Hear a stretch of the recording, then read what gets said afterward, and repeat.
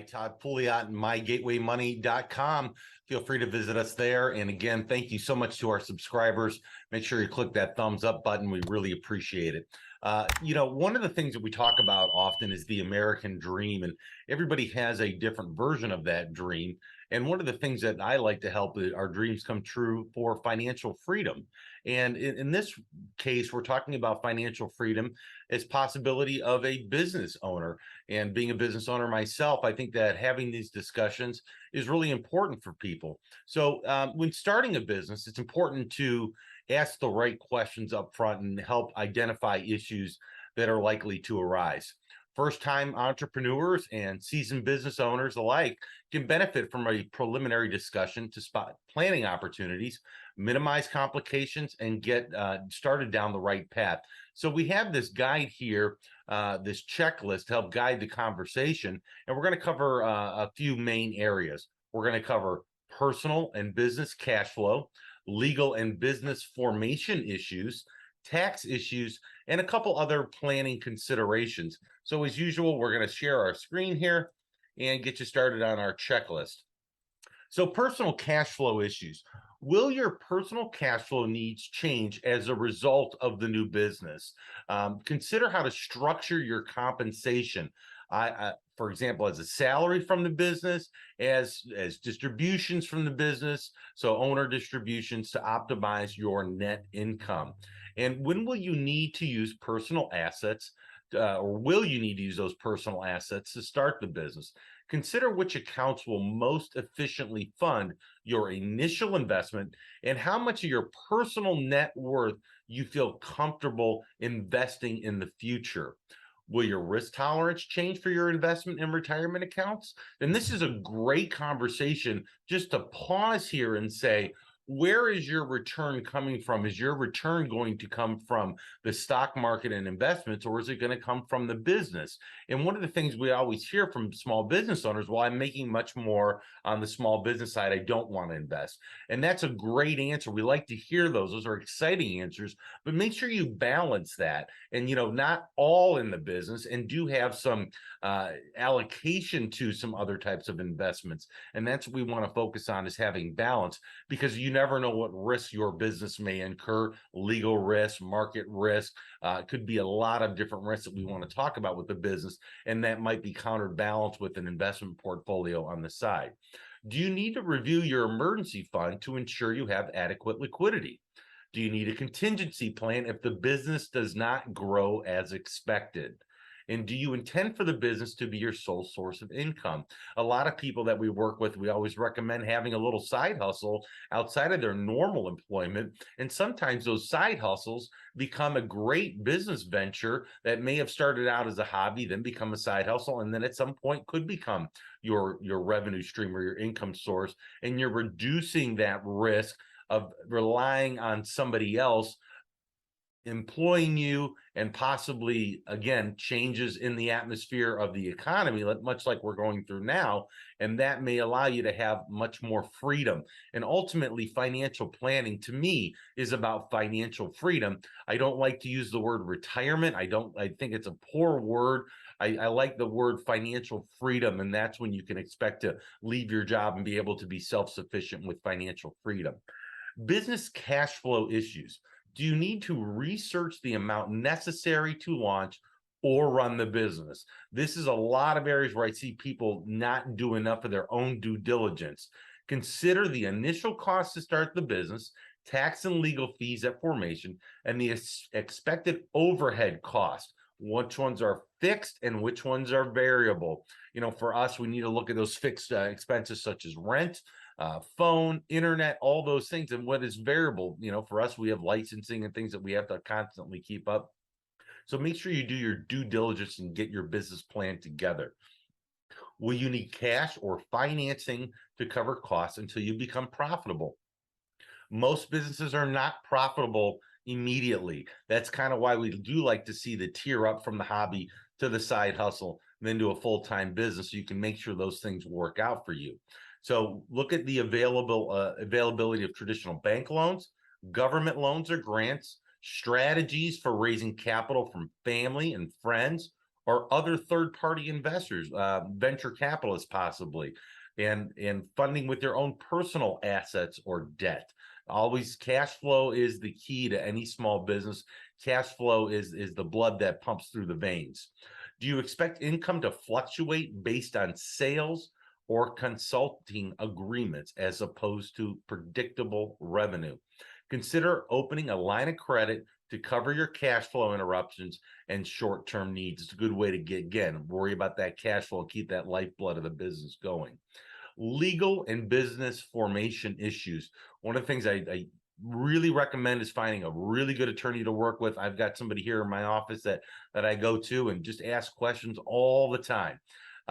As a sole proprietorship, it's the default and simplest structure for a single owner. Business assets and liabilities are not separate from personal. That is the easiest thing, is that sole proprietorship. So when you're deciding on that legal structure, that's a basic one. A partnership, it's a pass-through entity and is the default and simple structure for 2 or more owners.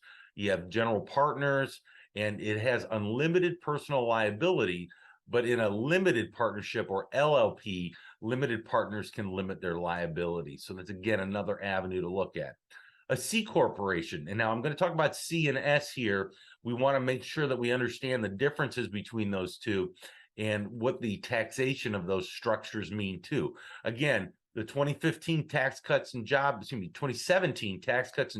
Act is going to sunset in 2025, and at any time we can have changes in business taxation. So a C corporation, it's a separate legal entity. It is the most formal structure and often the strongest protection for owners. As a separate taxpayer, business profits are subject to double taxation for corporate and shareholder level. And that's when we talk about understanding, am I a C corp or an S corp? What type of tax am I going to pay? So besides having a very good lawyer on your team, it's also great to have a good CPA like we have in our office on our team to help us make decisions for people. An S corp, it is a corporation. So again, it is a corporation that elects to be treated as a pass-through entity, which means there's no double taxation. Eligibility restrictions apply. It includes limits regarding stock classes. There's only one stock class, and the identity and number of shareholders. So again, under 100 with family aggregation that's in there. But that's the taxation is the big difference that we want to look at between the two, and the complications of setting up a C corp versus an S corp. And also what we see commonly, a limited liability corporation. It's a separate legal entity that shares corporate characteristics, which means it has limited liability. So that's a limited liability corporation, but it's unincorporated. As an LLC, can elect to be taxed as a corporation, as an S or a C corp partnership, or disregarded entity. So those are some of the common things that you want to look for and how to set up the business. We did the business planning. Now we're looking at how to structure the business. And do you need to create an organized system to track transactions and other business activity? Boy, I really want to work well. And for me, I work with our CPA here to do those trackings. So trying to give you a little personal insight of what we do here. So consider appropriate methods to establish and maintain proper bookkeeping and record-keeping practices, separate business credit and checking accounts, receipt management, and accounting software. So one of the things that I do, again, just giving you personal, is I don't want to do all the bookkeeping myself. I like having a separate person looking at things just to make sure things are on track. And if there's any questions, we ask those questions, they get brought to me, and we can go through that. So make sure that those things are being done properly. And do you need assistance choosing where to form a business? Consider whether there are reasons to look beyond your home state. So state-specific tax advantages and licensing advantages. So make sure you understand those as well. Every state operates differently. So I'm incorporated as an LLC here in the state of Ohio, and I can do business elsewhere, but I'm paying income tax because I am located in Ohio. I could be located in, let's say, Florida, where I would have no state income tax. However, I have to be cognizant of the licensing requirements for the state of Florida, and if I was choosing to do business with clients here in Ohio. Now, I have clients all over the United States, so it's not as big of an issue, but we definitely want to make sure we look at state issues state by state. Will the business have employees? Consider the following here. Clearly outline employment terms and job descriptions, your duties as an employer, and policies to prevent HR issues. So I have subcontractors that are 1099 and also W-2. So I have to be careful in outlining those job descriptions for people that just do some work for me. And I very clearly define those roles and goals on what those people need to be doing. And you may need to register with state agencies. Workers' compensation, you have to make sure that's all taken care of. Insurance and unemployment insurance are big issues. Make sure you cover your employees. Continuing on with legal information, having employees may impact which retirement plan you should implement. Again, we have a flow chart. Should I set up a traditional 401k for my business? Not every business should have a 401k, but it's a great benefit that a lot of people are looking for. Obviously, we can look at simples and SEPs and different types of retirement plans and cash balance plans, and you name it. There's a litany of different retirement plans if you're a solo entrepreneur or you have employees. Will you have business partners? Implement appropriate business agreements and formalize the relationship and ownership structure. And make sure you understand the triggering events that may occur: death, disability, divorce, disaster, or a disagreement, and how those will be handled up front. I would hate to get into business with somebody. We could be great friends, great business partners, and that person becomes deceased, but I may not have a relationship with the spouse that is now a widow. So I need to be cognizant of those issues if I chose to have a business partner. And then a great issue is a succession plan. If you have business partners, a buy-sell agreement can set a course for a smooth transition. So if you do lose one partner, how do you compensate the widow? And those can be funded in many, many different ways. It could be a sinking fund that can be funded by a life insurance policy, many different avenues to make sure that buy-sell agreement is funded properly. And if you're planning on bringing your children into the business, include tax-efficient ownership transfer strategies in your annual gifting plan to your estate plan. So make sure you understand how to transition down to the next generation. Do you have intellectual property to protect?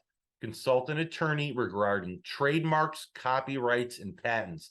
I love somebody that lives here locally, does that for a living on an international basis. Just a wonderful person to get to talk to about these type of trademark, copyright, and patents on intellectual property. Great discussions. Now, ones that I like to talk about are the tax planning issues. We talked a little bit about that C and S and how we taxate.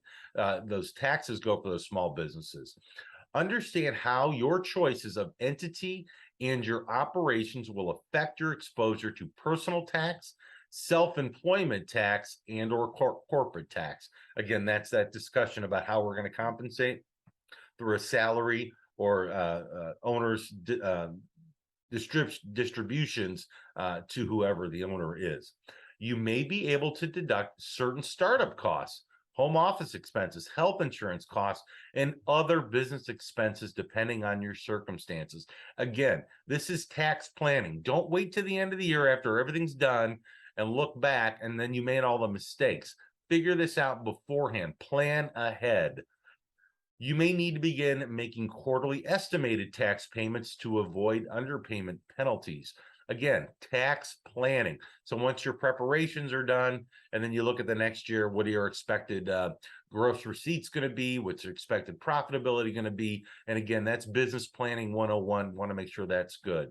Will you need assistance in reviewing your business tax return?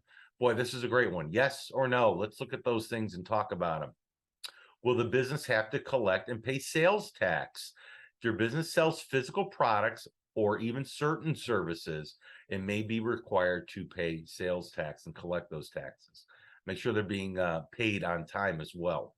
Do you need help determining if you'll be eligible for a qualified business income deductions? Sometimes just QBI it's referred to, so QBI deduction. We also have a good flow chart here. Am I eligible for a QBI deduction? So look up that flow chart.